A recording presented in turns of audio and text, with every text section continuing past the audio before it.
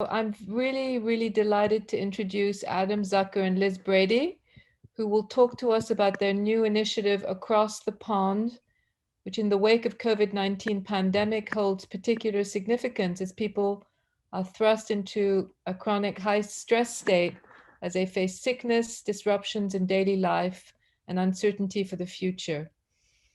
Liz is an artist curator from Manchester, UK, and founder of the organization Broken Grey Wires, BGW, responding to and exploring mental health conditions through art.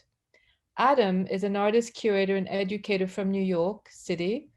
He's the founder of Artfully Learning, where he writes about contemporary art through the lens of education.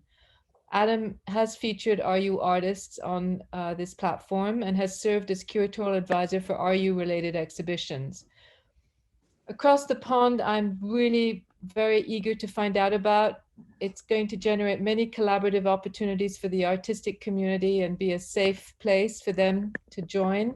And I'm really very honored that you've agreed to talk about it on the RU platform. Thank you. Thank you. Thank you, Natalie, and thank you, Rosemary and Lulu, for hosting us today. It's an honor to be here, and we hope everyone is well. Hope everyone is, dealing as best as possible. And I think just bringing us together on events like this, although we wish we could all be in the same room, this is a great environment and a great platform, for sharing ideas and really just it feels good. So we'll just take you through a little bit about our background. As mentioned, my name is Adam Zucker, and I'm a New York City-based artist, curator, and educator. And Liz Brady, my collaborator and friend, is on the other side of the Atlantic in Manchester.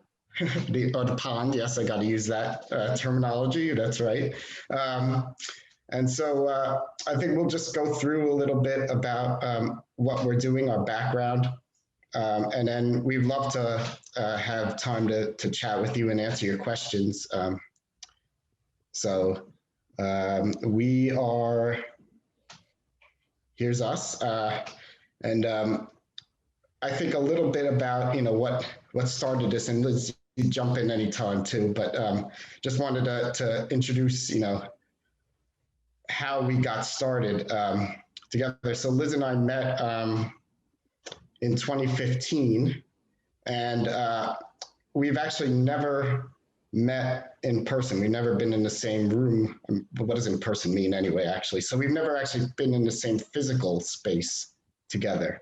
It's always been this virtual space that we've occupied. I was working with an organization called Alt Break with fellow curators Audra Lambert and Kimmy Katada, and we were putting on exhibitions in nonprofit spaces around the city during the Armory Art Fair. And one of the collaborating sites that we were working with was Fountain House Gallery, which is a great organization that supports art and mental health through studio program and exhibition space. And so I was working with the team there to put on a little pop-up show. And I came across Liz's work, just researching, and immediately was struck by it, by the poignancy of it, the immediacy of it, the personal nature of it, and just like its uniqueness too. I mean, it's really good. If you haven't checked it out right now, take some time afterwards online. I think there's a link on our website to our individual work projects. But so anyway, yeah, so I contacted just traditional email reach out, and we've been working together, sort of really just amped up around March this year, when things started to really hit, when reality sunk in that, we were going to be faced with this really unprecedented moment. And we've just been prompting each other throughout the past few months to keep creating, helping each other out with both creative problems and projects and issues, as well as personal. And I, for one, am grateful for how, our both this friendship has blossomed, as well as it's turned into a lot of really great creative endeavors that I think has just prompted me to change, my own thinking about art and presenting art, and also thinking about mental health and expressing mental health related issues. So yeah. did you want to jump in a little bit? We just Sure. So it was March. It was sort of the beginning of lockdown all over the world, and we started to do daily drawings, and I think that was how we really began to talk every day. We were prompting each other, like you say, to draw, and these were our self-portraits, so we thought we'd use them for this. And it's just developed from there, really. It was maybe only 2 months ago we had the idea to branch out from my organisation, Broken Grey Wires, internationally and create across the pond. And it's just been a real sort of eye-opener for me as well, with how amazing there are, artists and art organizations sort of in New York. Fountain House is one of the places really where this was the show that Adam curated. I had sound work that you could listen to. Do you want to say about what this project was about? Yeah, so I mean, it was called Cascading Consciousness, which just a way of exploring our social and emotional thoughts, our feelings, actions, and there were performances as well in the space at Fountain House Gallery, and it was for me a personal thing, because I had never actually curated an exhibition before around mental health, which, for both Liz and I, obviously this is a project, a personal project, because we are both, experiencing, issues of mental health related issues. And for me, it's been a lifelong thing that I've never really spoken about, publicly too much until more recently, now that I've been making art, responding to it. And then obviously this organization here, working with other artists and supporting anyone really. I mean, because we're all experiencing mental duress, as as Natalie mentioned in the introduction, these are very stressful times. And also just going in general, life, life is not clean cut or binary. So we're all moments where we need to reach out and get support. And for me, this project has been a great way of taking something that is vulnerable, and sometimes people just don't talk about it because of many different reasons. There's a lot of stigma. In fact, I've gotten emails more recently that has proven that to be true, that, some people still don't really understand. So when you come out and you speak, just one thing is talking to people too, and asking, checking in on people, giving people the space to express themselves and listening. I think that's something that I've learned a lot through working with Liz, and through this organization is what we hope to do, is not just be a place for presenting artwork, but really to be a place where we just conceptualize and listen and really provide an outlet for voices who, are feeling vulnerable at times, or just looking to get support in some way, whether it's social, whether it's emotional, or whether it's creative. That's what we're seeking to do. And as Liz mentioned, this is an expansion of her Broken Gray Wires organization, which is an incredible endeavor that she's been really passionately working on, and has been it's been great. I mean, and she's worked with some amazing artists. I'm amazed when you just see the list of artists she's already worked with, and she's got a great exhibition upcoming too in the spring with some incredible artists, in both the US and the UK. This is, if you want to, do you want to talk a little bit about this? Yeah. About Broken Gray Wires, and then we'll get into the current thing. Yeah. So just quickly, really, Broken Gray Wires, I founded in 2015, end of 2014, beginning of 2015. I was in a psychiatric hospital, and I was just sort of, I'd graduated from a fine art degree in 2012 and was just sort of treading water, really. Didn't really know what I'd just moved to Manchester as well, didn't really know anyone, and it just became it was just an idea, really, to do one exhibition under the name Broken Gray Wires. And it just seemed to be, when I was reaching out to artists, to other organizations, it felt like there needed to be something like this around in the art world at that time. And I didn't actually do that exhibition until the beginning of 2017. It took 2 years really to get funding, to get a steering board, and connect with organizations that were already exploring mental health through creative means.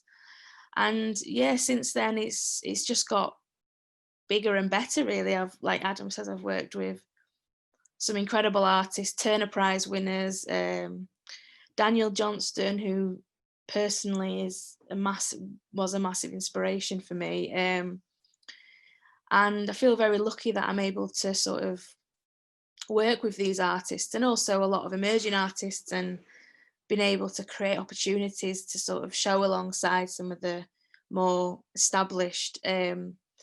Also generally run art workshops along in the cities where the shows are, so connect with the community, mental health community, through organizations, and run workshops, and it's really about exploring how art can have a positive effect on recovery, however that may be for you individually. And also, I think it's really important for me to sort of to explore that and respond to the fact that internationally you can connect with people, you can relate to, there's other people. It's very, I feel like mental illness can be very isolating, and you can start to feel like it's only you that feels this way. And I feel like through Broken Gray Wires and definitely with Across the Pond, that because it is going internationally, we can sort of make those connections and show that there is a bigger community out there of people struggling, and we can help each other, and we can share our ideas and our thoughts. And I think community is definitely sort of the big thing here. It's sharing experiences. And I think that's a perfect way to go on now to what we are doing. Here's some, these are some great installation shots of the work that Liz has done with Broken Gray Wires. These are at gallery spaces, right? Yeah, this was in Nottingham. This was at Backlit Gallery in Nottingham.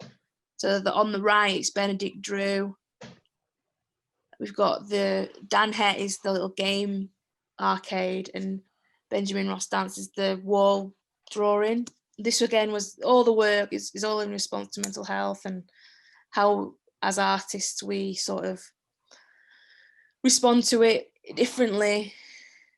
And I think the next one was this one. So this was the smiley face flag is Jake and Dino Chapman. In the middle is an amazing artist, the vacuum cleaner, and then David Shrigley on the right, which is just an amazing piece of work. So now to just give you a little bit of context behind us, you know, we're the international branch of Broken Gray Wires, as Liz mentioned, and we are seeking to expand and to just give space to have this dialogue around mental health and wellness through art projects and through support systems. And, you know, whatever that means to different people it's different to everyone, right? As Liz mentioned. So this is going to take many different forms, and our goal is to organically grow and respond to certain needs that we see within our communities. And since it is an international endeavor too, that's, you know, something for us that we're really, you know, hoping through dialogues like the one we're having today, that we get feedback from you. You know, we're all experiencing culture differently. We're all experiencing, you know, things differently here, you know, especially now in these times where we feel a little maybe more disconnected, but we have the internet and we have so many different avenues where we can still communicate, and we hope that, you know, we hope to utilize that in the meantime, and then eventually get to more physical spaces, you know, both here in New York and where Liz is in northern Western England, and still using the internet, because I think, you know, now this is just our reality, is that we got to use all the tools that we can. And it's actually great because it's kind of immediate, you know, if I need something, or, you know, we are feeling a little bit low, you know, we can reach out and, you know, immediately get a response, you know, from a texting someone. And I think that's been important too, because,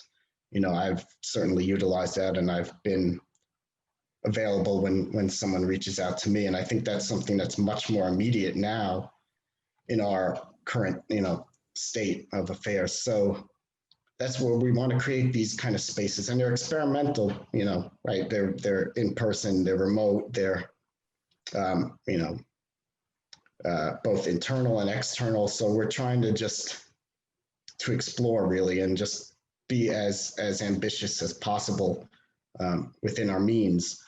And so this is where we're looking to work with artists and curators and other stakeholders in the arts and culture and mental health professionals. But we want to, you know, support artists who are living with a mental health condition, exploring mental health within their practice, who are interested with connecting to other artists and making work to manage their mental health and physical and cognitive well-being.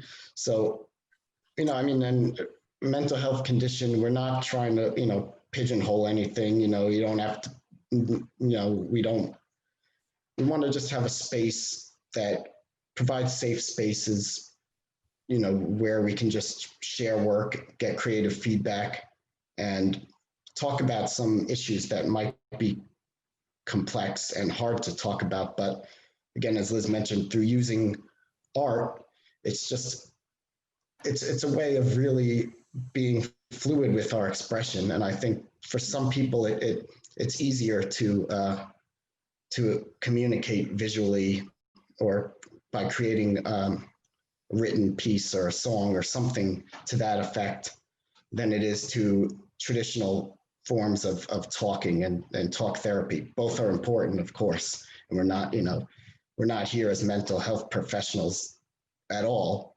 but we are actually getting the training and working with mental health professionals so that we do have a little bit more experience and background to deal with certain things as well. So to be able to support artists and curators who are having tough times. And we want to just keep that going as a support network.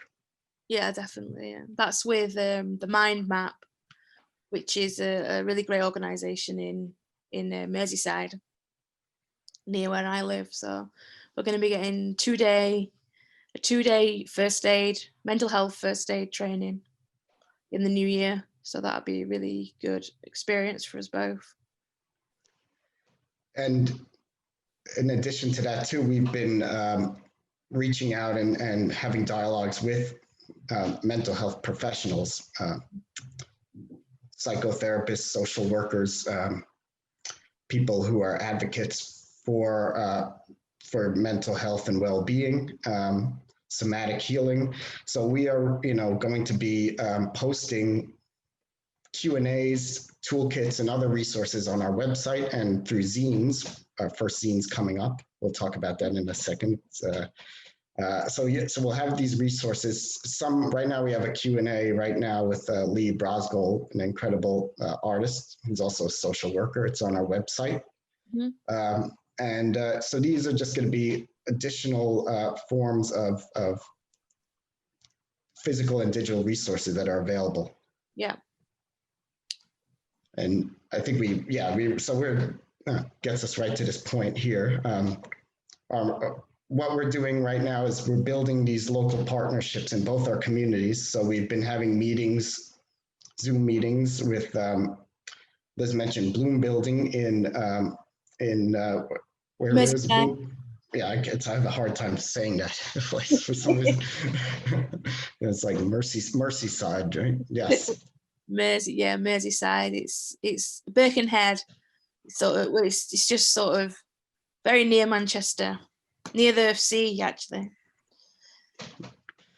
The sea. This is like eventually. This is just building up. Eventually we'll be able to have a cup of tea on both sides of the pond and learn about each other's geographical spaces more. But it's been a great learning experience.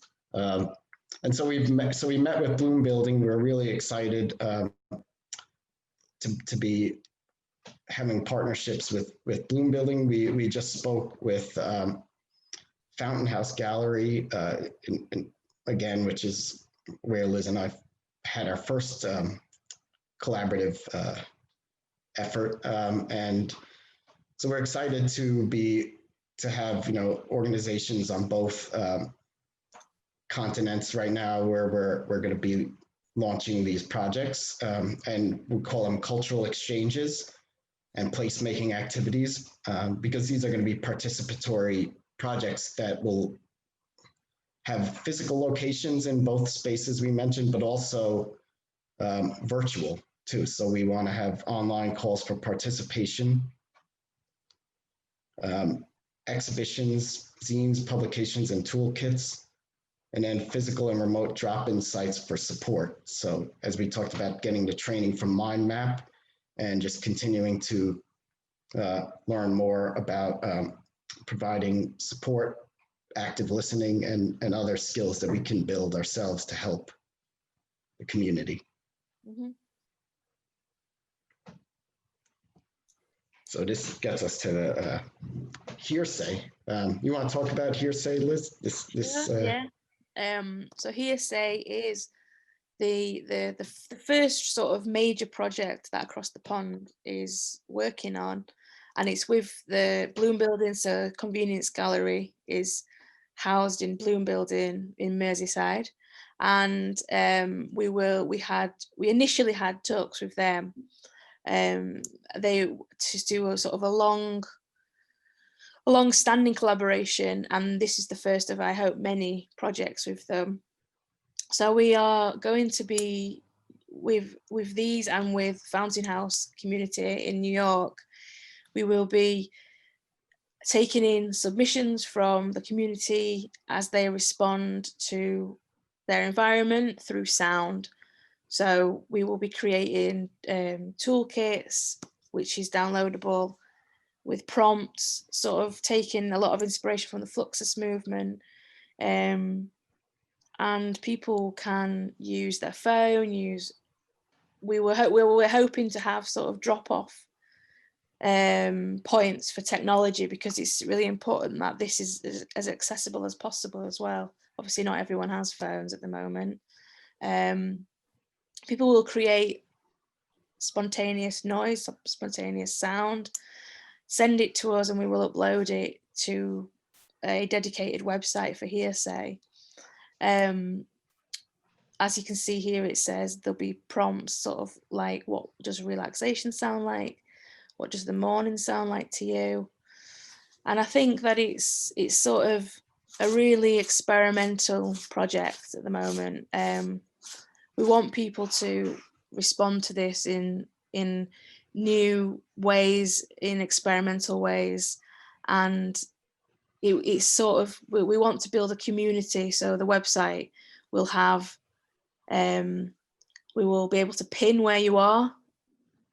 So Northwest England, Northeast America, we'll be able to pin where you are. And I think we're hoping to have sort of, as you saw in the first little slide, we've got like a little video of the line from Manchester to New York. We want that to sort of be going all over the map of the world eventually, where people are uploading their spontaneous sound pieces from internationally. Yep. So to wrap up this part, the talking of Liz and I, and then getting to your thoughts and questions and dialogue, we just wanted to mention that we currently are crowdfunding for projects like this, for our first zine, for Hearsay, just to get some materials for web-related funding and such, so that we can hit the ground running. Once we get the submissions, we can get them up pretty quickly, and it could be a way of just getting art right on the website, so people can interact, and we can grow this project and hopefully find more physical spaces too outside of both of our local environments. We have our website and our social media, which I don't think I put a link to on here, but it's the website is acrossthepondarts.co.uk, and it's got all our social media links on there, where we will post some of the artists we're currently working with. We've announced, we're excited about those, and more will come in the coming weeks, so stay tuned for that. And our email is also on the website, and we also respond via social media too. So any way you want to get in contact with us, we're pretty much 24/7, because Liz and I, there's a 5-hour difference between us. So, it's like if one of us is asleep, one of us will probably be answering, because let's be real, who gets that much sleep these days now anyway? So yes, just stay tuned. We we'll have the calls for submission. We already have the call for Hearsay up on the website. So if you're in the UK or the US right now, we're looking for you to get in touch with us about that, and we'll have those toolkits and PDF guidelines out soon with prompts. And we would love to, I think that's the end of the slide. Yes. We'd love to get your thoughts, feedback. If you have any questions, we're happy to answer whatever. I don't know if anyone's put anything in the chat, but I guess we can sort of just jump in with talking somehow, unmuting or whatever. I'll start. So thank you. It's a really fascinating project, and I think it has a lot of potential. Adam, perhaps I never told you, but Residency Unlimited has a long-standing partnership with Kings County Center Hospital and the Behavioral Center at Kings County. So we've been working on various residency projects, and artists who are working within the behavioral center with the staff, with the patients with their families. So I'm thinking Liz and Adam. I mentioned Adam here because we knew each other, we've known each other. Yeah. But I'm thinking maybe that there's something there that we could, continue discussing about. And the whole thing about mental health is that, mental health is, everyone has mental health issues at one level or another. So it's a term that is, I think, very relevant to all of us, whatever the level of, like on the scale of 1 to 10, we're all suffering from, or affected, or it's just part of our lives, basically. Yeah. And it's just a question of being able to navigate through these things. And so I think that's why your initiative is so interesting. Liz, you mentioned one thing. You said artists have a different way. What did you mean by that when you were presenting? I said what, sorry? You said artists have a different way of coping, or so I was just curious about that. What you mean by that? I mean how we, as an artist, and I also believe that everyone can be an artist. It's just doesn't, you don't necessarily have to be having exhibitions. You're making something, being creative is being an artist. I think I'd like to sort of push the idea with people that may be going through a difficult time that art can be a way to recover. And I feel like it's just a way of communicating that I feel like artists have got the tools to be able to communicate sort of mental health difficulties or mental health conditions. Already they've got the tools, because I feel like art is a way of communication. And I'd like to, at some point be able to, if we're meeting with people that don't necessarily create art, I would like to be able to, and I've done this with Broken Grey Wires, where we've done workshops in hospitals or whatever, where, even if it's just because you see the colouring books that have started to come out a lot over the past year or so, where it's just it can be a very meditative, calming experience just to be creative. And I think as artists, and definitely from my personal experience, I've already sort of seemed to have the tools to communicate what's going on in my mind. And I think, that's probably what I meant. I can't even remember saying that, but that's but I having the tools to communicate, I think, is absolutely key. Yeah. Whoever you are, whether you're an artist or not. Definitely. So thank you. I think we're sufficiently small group to be able to just, if you have a question, you don't need to put it through chat. Just feel free to voice it. And I encourage you to do it. I have a question about hearsay.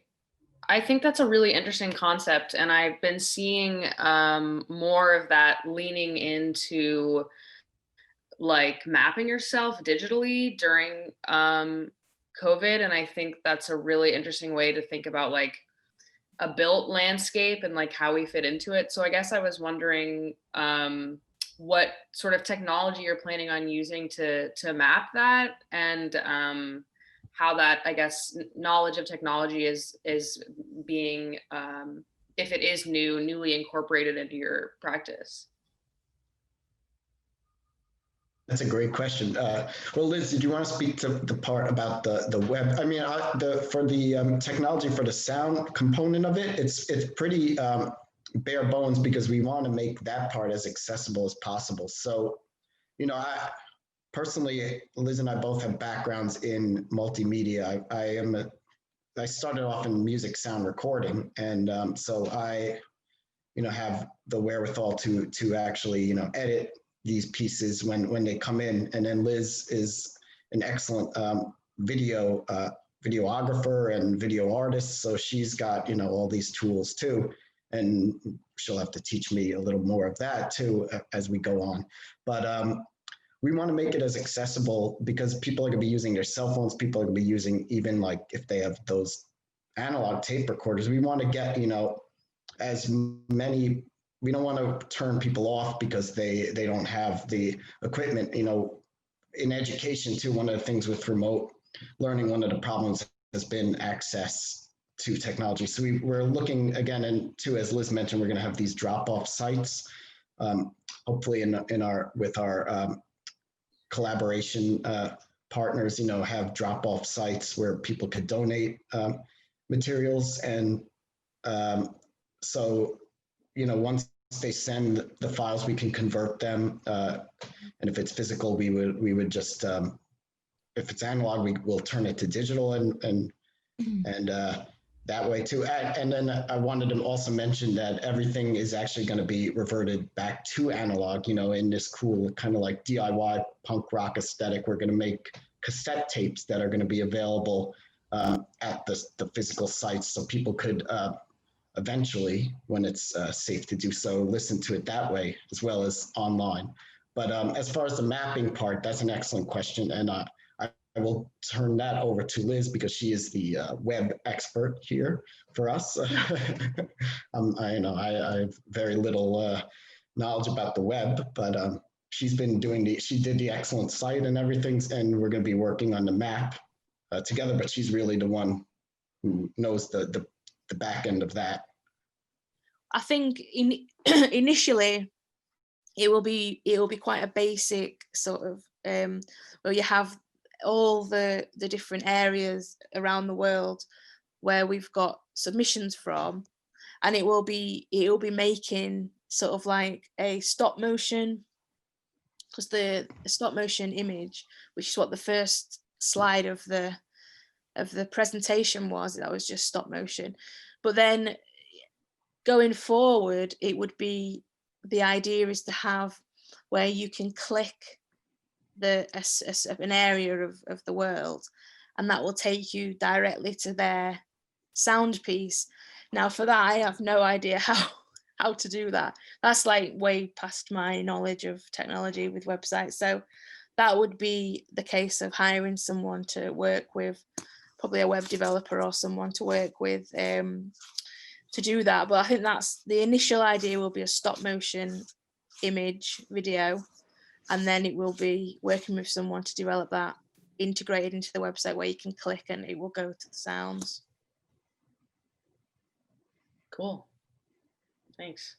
So if you know anyone. Well, it reminds me, I don't know if you guys are familiar with Alan Lomax, who did a lot of like anthropological recordings of music all over the world. But there's a website that tracks all of those recordings called Global Jukebox.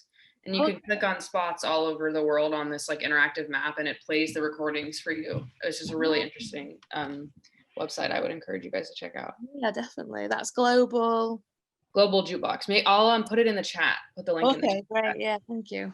Mm-hmm. Does anyone have any more questions?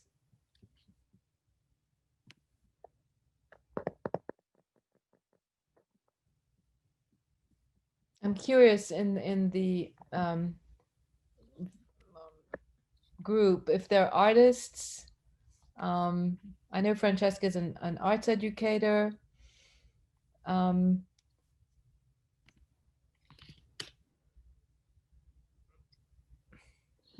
Yeah, if you want to just respond in the chat to what your background is as well, artist, educator, fan of culture, which I think everyone is, and you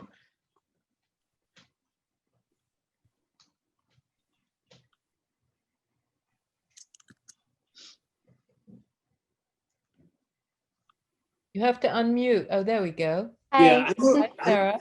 how are you? Lee Brasco. I'm a little unclear about the mission. Sorry, Sarah. Are you talking about art that is created by people as a way of recovering? Are you talking about, I'm just not clear. Liz, I know what you said was that part of your recovery was doing art, but does that mean that the artists who are going to be identifying themselves as having a mental condition? Are those the artists? What is the relationship between having any kind of mental concern, shall we say, and producing art? And I just would like some more insight into that.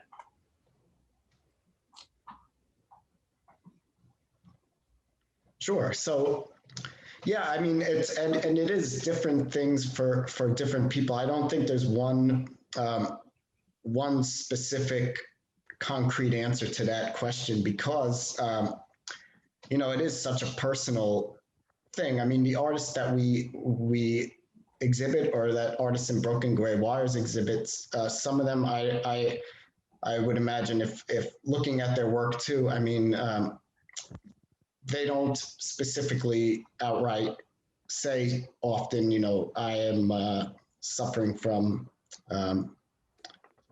anxiety or bipolar, but I think the work, you know, on some level it gets to the psyche, and on some level, I mean, all art gets to the psyche, and since it's comes from such a personal, introspective space, once it's released, it's this catharsis that then is out of our hands, right, as artists, and then it becomes the viewer's turn to interpret that and to find meaning from that. So we would like to, you know, do that. We want to keep it open-ended in that respect, where we're not going to make these grandiose gestures or claims that we are going to cure mental illness, or we are going to,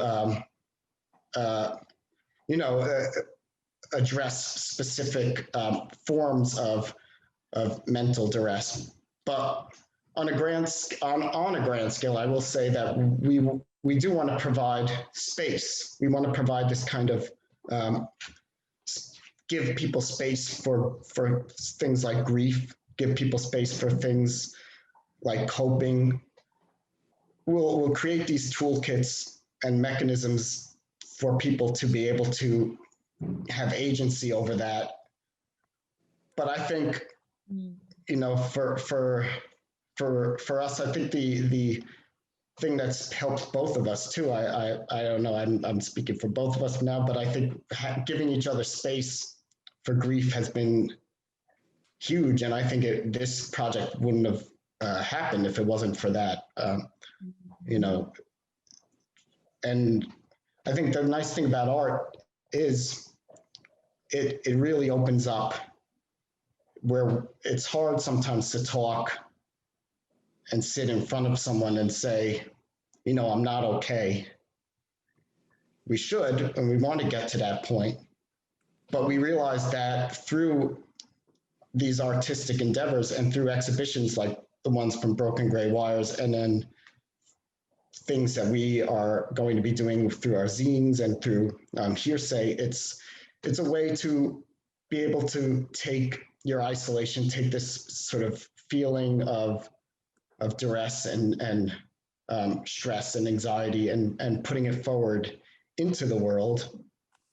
And so that's one of the aims, you know, and we recognize that all artists or all people have this ability to express themselves and to communicate, and we want to provide platforms for that so that they're not stifled in any way. Okay, but I'm not good with names yet, but I think it was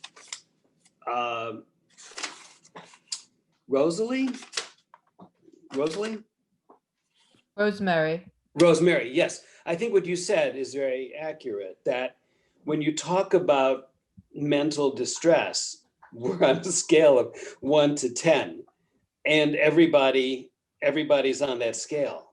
Nobody escapes. Just being alive, you're going to have problems.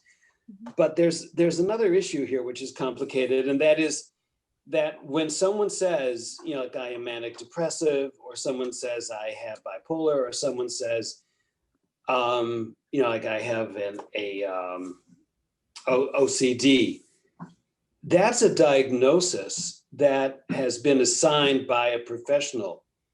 No one who experiences these conditions self-labels. What Adam said just now is, you know, everybody has times when they feel grief, everybody has times when they feel not okay. And that's a more subjective estimate of, you know, like I could say today, I'm not having a good day, I don't feel okay. Would I say that I'm schizoid today? I doubt it. But would anyone else? You know what I'm saying? So there's a difference between how we define ourselves and how others define us. To what extent do we take on the label that we've been assigned, which may or may not be accurate? So I think there are a lot of very complicated questions here. And I think that, in fact, all art is an attempt to not only to create, but to deal with the stuff that we're talking about, that everybody does feel distressed. We're all on that scale, and how we deal with it differs tremendously. But one way of dealing with it is through art. And I think that all artists do that. Yeah. That's my comment. Well, and Lee, Lee and I have actually had we've had some great discussions about this too, on this topic over the phone recently. I think, you know, when you were working on the Q&A we sent you, which by the way is on our website now. And I think, to your point, it's fantastic and it's to the point, and it's Liz and I have been also speaking to this very much. You know, we've taken a lot of this into account too. That, you know, we want to create this place where we're breaking down the stigma, breaking down these boundaries. And part of stigma, as you say, is institutionalized. You know, it's in the art world too, right? We have all these isms in the art world, you know, and it could be traumatic for an artist to be labeled as, you know, I'm a feminist artist, or I'm a whatever, or, you know, a Black artist. You know, I mean, yes, that's important to the work, right? But it also like can then label, you know, the institution likes to label these neat little things, then, and it really feeds into the art market. And on the same scale, you're talking about institutional psychology, right? Where we're labeled things. You know, I was diagnosed with OCD at the age of 6. It affected my childhood from kindergarten through today, you know, because I had that label. And yes, I mean, I do the textbook symptoms, whatever, it does check out, you know, I mean, I can see, but right, but what is it? It's this concept, and everyone deals with things differently. So I think one of the things Liz and I are talking about is building these spaces where we can just let our madness go wild, you know, and really use that as a tool to communicate and to really say it's okay, you know, these feelings are okay. This is part of who I am. It's an extension of me, and it's nothing wrong with me. And, you know, just by being present and being, you know, using creativity as another way to just come to an understanding of why I'm feeling a certain way today. Doesn't have to be right because I'm, you know, today I'm, you know, depressed, and I don't have clinical depression, but today I'm depressed, and that's okay. And, you know, this is something that, you know, that I know is happening to me, and I'm going to communicate it. And, you know, we think, you know, as you said, art is a great way of doing that. And we hope that other people feel comfortable as well making art, you know, and to just express how they're feeling that day in the moment, you know, right? Because art is a contemporary thing. It's responding to in the moment. I think Sarah had something to say. Oh, is it in the chat? Let me see. No, Oh. Sarah was raised her hand before Lee, or at the same time. So I'm just curious to know what Sarah has to say on the subject. Hi, thank you, Liz and Adam. It's very interesting to learn about your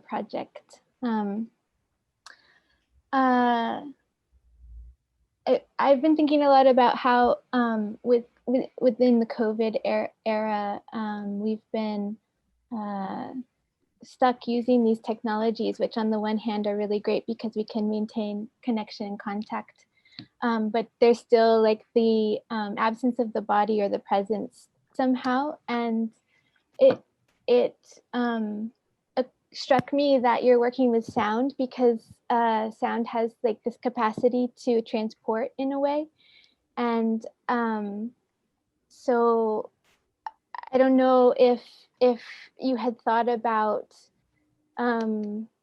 how that might introduce like the sense of presence somehow within your project, and maybe how to amplify it using sound. It seems like a useful tool, like a powerful tool for that. And the other thing I was thinking about while you were speaking was how, on the one hand, where mental health issues tend to be stigmatized, on the other hand, in the arts and culture, we have this sort of unique history of it being romanticized at the same time. And so I wonder if you're how you might address that within your project as well.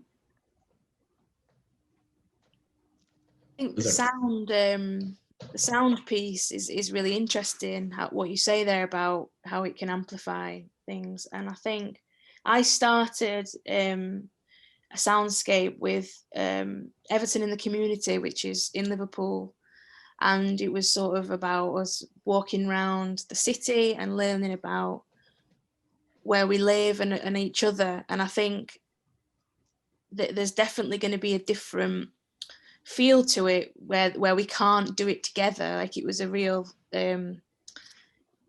community project that we did. And I think you're right in art, it needs to sort of, well, it's the personal touch element. And as Adam said earlier, we want, when we're able to do so, we want to have listening boxes in.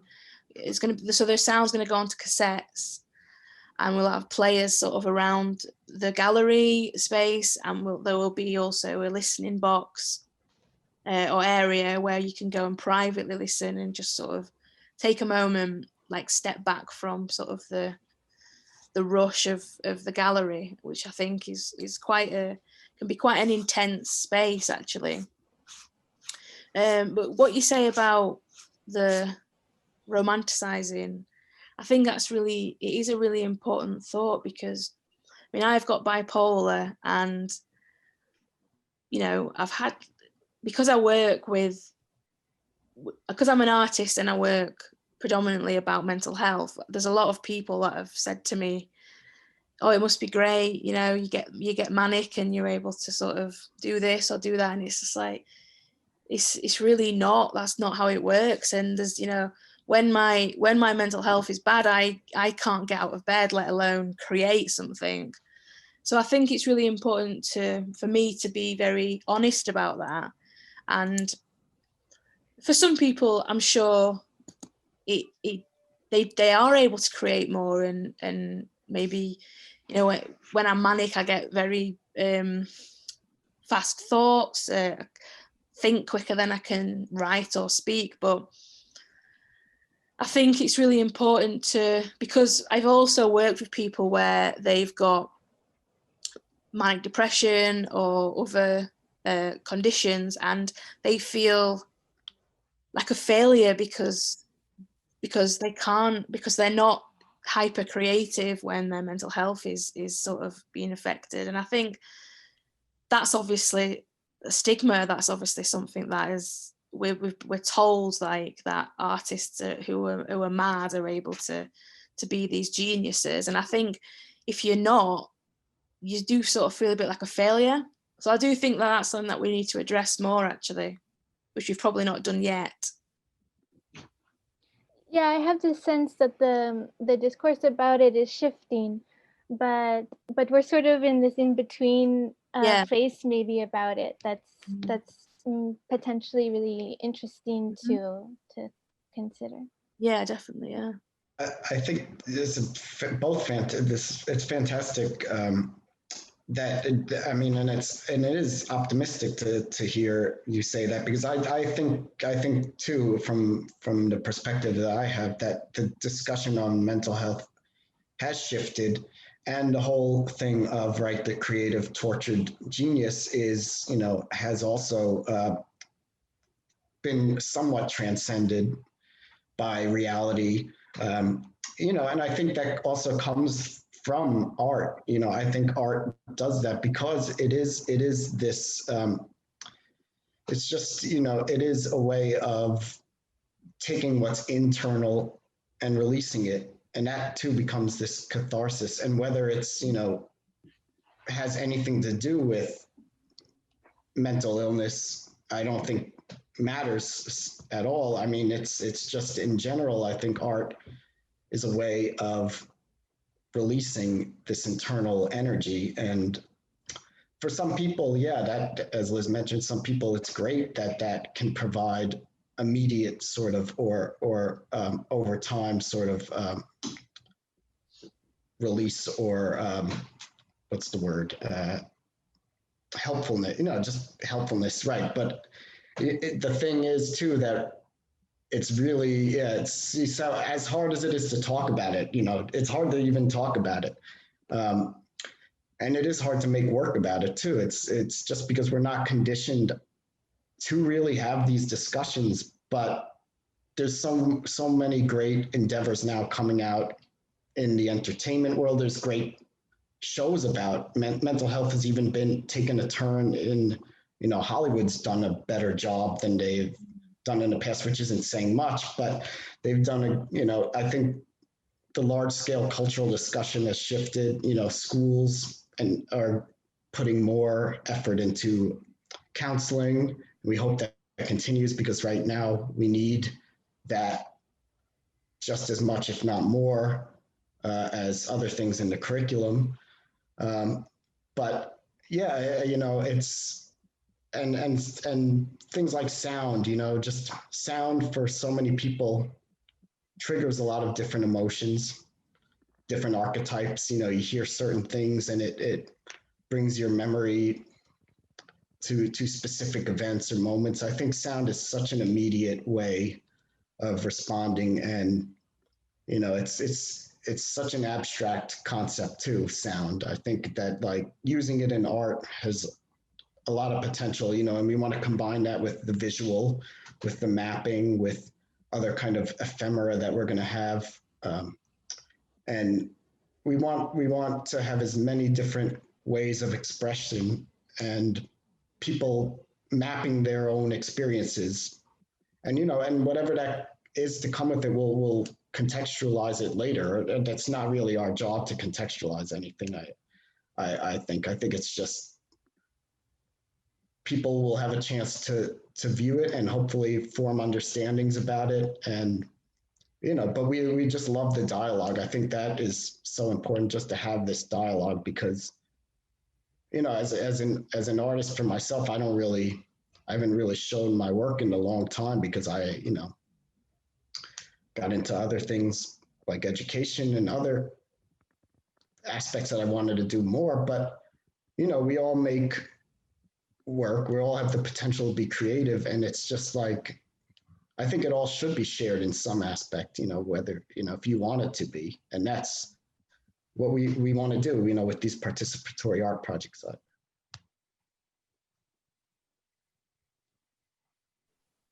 Oh, yes. Hi, I'm Lulu. So I said pretty much what I want to say, because I really appreciate that you are doing this. First is you mentioned previously about demystify, like, oh, this mental issue that people are experiencing. And I feel like, yes, we don't really have enough education and understanding of like what people who's really suffering this mental issue, what they are going through. Like I feel lucky that I am not going through that. But then I didn't really understand how it is like But anyway, so not recently, last year, there was a show that I co-curated. The other curator, she proposed to do a mental health first aid workshop in our show as one of the events. So that was my first experience of like experiencing this mental health first aid. I have to say it was shocking for me because one thing that also you are doing this sound project that actually immediately made me remind me of one of the exercise that we did in that workshop. It was like while I was talking, there was like two people assigned like to talk right next to my ear, kind of like something talking in my head, kind of like try to assimilate that kind of experience. So that was the first time that I feel like so annoyed by, oh my God, that I couldn't get it away. Like there's a song like right next to my ears. I keep talking and I just couldn't shut it down. And then I think that's the very beginning that I start to form this almost like part of that curiosity and part of it's like just trying to be compassionate about like something that I really don't understand, but that I want to understand more because I feel like we thinking about somebody sick and then we provide help, and then if I'm healthy, and also I also want to provide whatever support that I can provide. So basically yeah, there's a lot of going on like I'm thinking, but I just feel like it's so important like to have a way to introduce to more people about this mental health issue, and then to use a way to communicate with people so people can actually have an entrance to experience it and to understand it. And like Natalie said, on the scale from 1 to 10, we all experience something, but maybe we are not medically being labeled with that we are suffering something, but still, if we can all find a way to understand what each other is like going through, I feel like we can be more helpful to each other. Yeah. And we have a way to talk about like things that we are going through. Yeah, so that it's not a question, but just more like a comment about like I feel like you both are really brave to just initiate this and to have a like for people to have opportunity to know more. I think, yeah. Thank you. Thank you as well. I think it's really, I think education is so key here, and I think it's something that needs to be talked about sort of a lot as a child. Like, I don't understand how we can go through puberty, which is the most confusing, emotionally crazy thing to go through, and yet when I was at school, we had nothing about mental health at all. There was no education about depression or anxiety, and of course, you know, you're going to new schools, you're going through changes in your mind and body, and I think, you know, bullying as well. I think now we've got online bullying is such a massive issue, and I mean, Adam knows more than me because he is in education, but I would hope that they are, you know, discussing mental health now.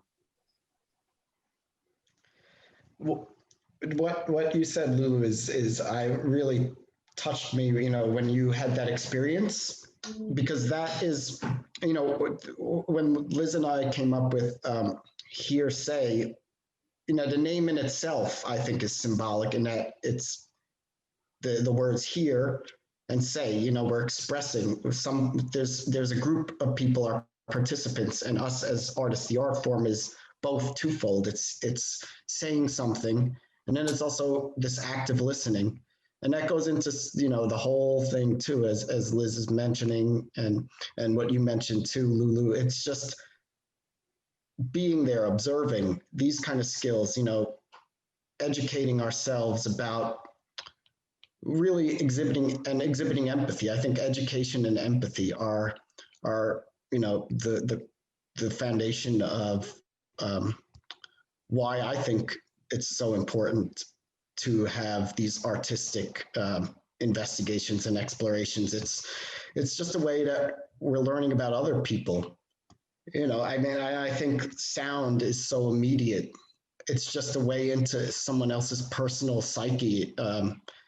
We all like why you choose to record something.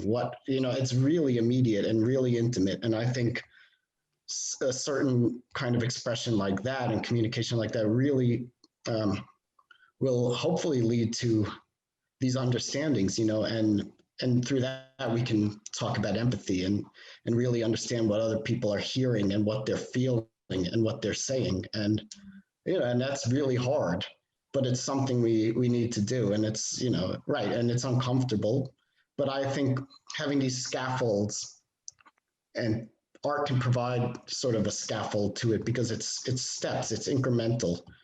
It could be a grand gesture, but it could also be through a series of gestures or activities and workshops. And I'm excited about that, and what we have to offer and what you have to offer as creatives and as well. And I think it's this dialogue that we just want to keep it going. It's it's a long-standing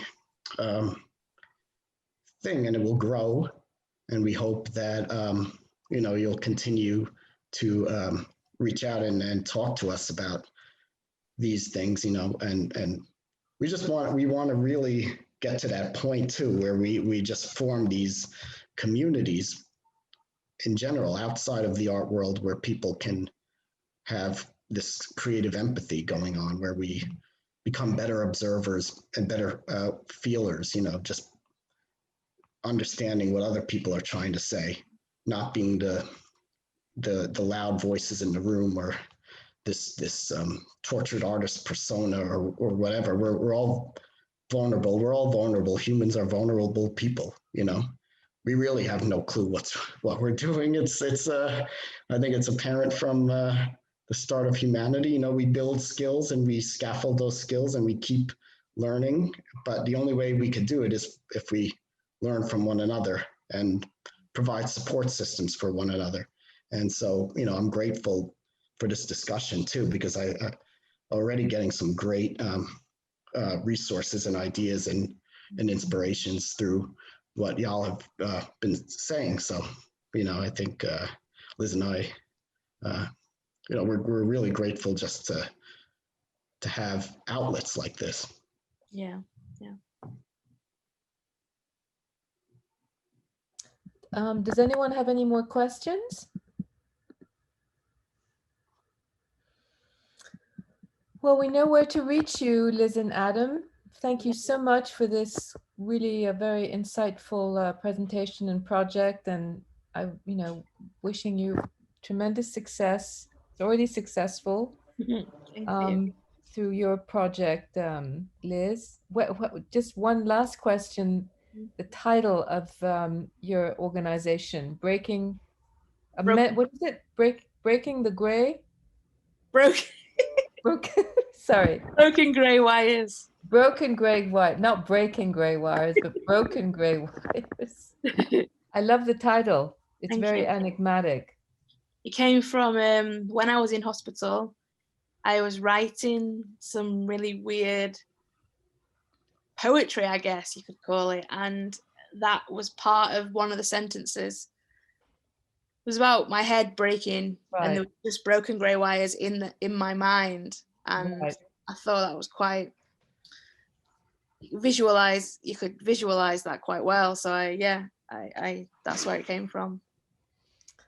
Okay, well, thank you so much. Thank you everyone for joining, and have a really wonderful rest of the day. Thank you so much. Thank you all. Thank you. Thank you. Bye. Bye. Bye.